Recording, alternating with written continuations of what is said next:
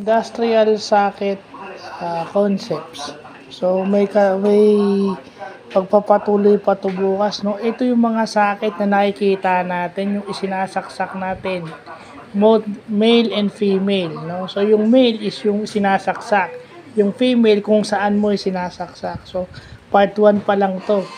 Kasi ba't ko nabanggit? Dahil yung PS2, yung connector ng keyboard at mouse natin na meron pa rin ganyan, hindi naman lahat USB.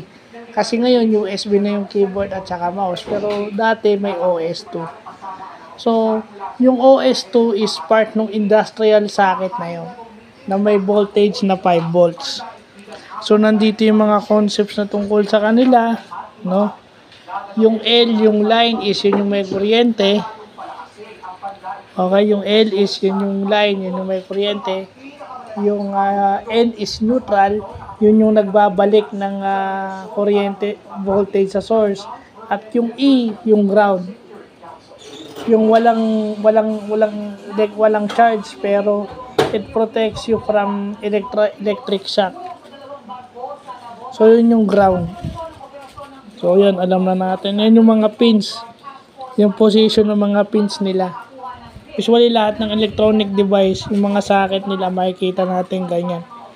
So bukas na natin itutuloy ito. Kasi maghahanap pa tayo ng mga ganito. Kasi importante. Part ito ng electronic devices. Kasi para yun lang.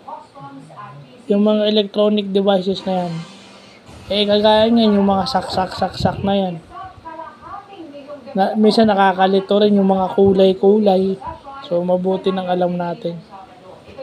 Yung red, yung yellow, tsaka yung white, di ba? Kumpara sa usually red, white, yellow.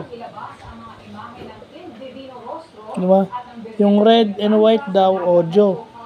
Yung yellow video.